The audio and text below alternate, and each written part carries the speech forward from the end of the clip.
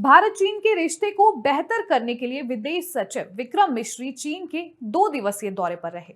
26 जनवरी को 2 दिवसीय चीन यात्रा पर पहुंचे भारतीय विदेश सचिव विक्रम मिश्री ने सोमवार को चीनी विदेश मंत्री वांग यी से मुलाकात की।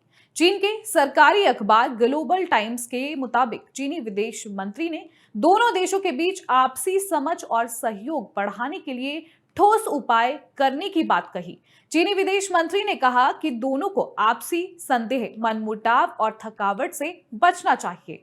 भारत और चीन के बीच अच्छे संबंध एशिया और विश्व की दो प्राचीन सभ्यताओं की शांति, स्थिरता, विकास और समृद्धि के लिए जरूरी है। वांग विदेश मंत्री होने के अलावा भारत चीन बॉर्डर सिस्टम के लिए चीन के विशेष प्रतिनिधि हैं। वहीं भारतीय सचिव ने कहा कि दोनों देशों ने लगातार डायलॉग के जरिए अपने विवादित मुद्दों को बेहतर तरीके से मैनेज किया। जल्द ही भारत और चीन के बीच डिप्लोमेटिक संबंधों की स्थापना को 75 साल पूरे होने वाले हैं।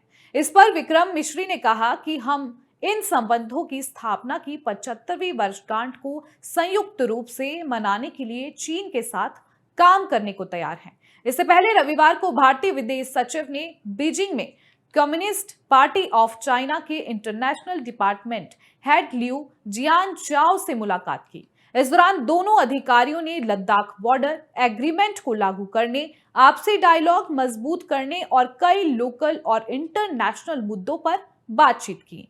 आपको बता दें कि 6 हफ्ते से भी कम समय में ये भारत की तरफ से चीन के लिए दूसरी हाई प्रोफाइल यात्रा है। इससे पहले भारत के राष्ट्रीय सुरक्षा सलाहकार NSA अजीत डोभाल पिछले महीने भारत और चीन के बीच विशेष प्रतिनिधि स्तर की 23वीं बैठक में शामिल होने पहुंचे थे। विदेश सचिव की इस यात्रा में पूर्वी लद्दाख में बॉर्डर पर तनाव कम करने के तरीके और कैलाश मानसरोवर यात्रा फिर से शुरू करना शामिल है।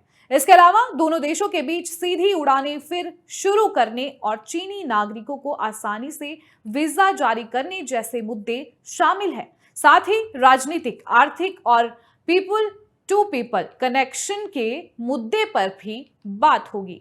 आपको बता दें कि 2020 की गलवान झड़प से रिश्तों में तनाव बढ़ा था।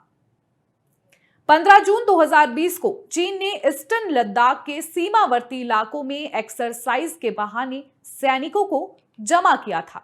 इसके बाद कई जगहों पर घुसपैठ की घटनाएं हुई थी। भारत सरकार ने भी इस इलाके में चीन के बराबर संख्या में सैनिक तैनात कर दिए थे।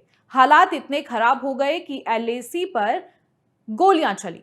इसी दौरान 15 जून को गलवान घाटी में चीनी सेना के साथ हुई झड़प में 20 भारतीय सैनिक शहीद हो गए थे।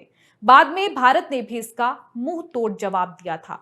इसमें करीब 60 चीनी जवान मारे गए थे। इसके बाद से दोनों देशों के रिश्ते काफी तनावपूर्ण हो गए थे। आपको बता दें कि विदेश मंत्रालय की ओर से जारी जानकारी के मुताबिक भारत और चीन ने कैलाश मानसरोवर यात्रा फिर से शुरू करने का फैसला भी किया। भारत के विदेश सचिव विक्रम मिश्री और चीनी मंत्री वांग यी के बीच में हुई मुलाकात में यह फैसला किया गया।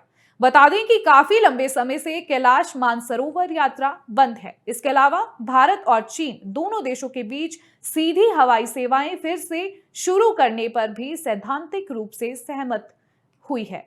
विदेश मंत्रालय ने कहा कि भारत और चीन संबंधों को स्थिर करने और पुनर्निर्माण के लिए कुछ जन केंद्रित कदम उठाने पर भी सहमत हुए हैं। भारत और चीन लोगों के बीच संबंधों को और बढ़ावा देने और सुविधाजनक बनाने के लिए उचित कदम उठाने पर सहमत हुए हैं।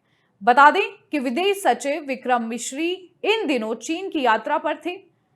पिछले सप्ताह राष्ट्रीय सुरक्षा सलाहकार अजीत डोभाल ने बीजिंग का दौरा किया था। उन्होंने सीमा विवाद को लेकर विशेष प्रतिनिधि संवाद में चीनी विदेश मंत्री वांग यी से मुलाकात की थी।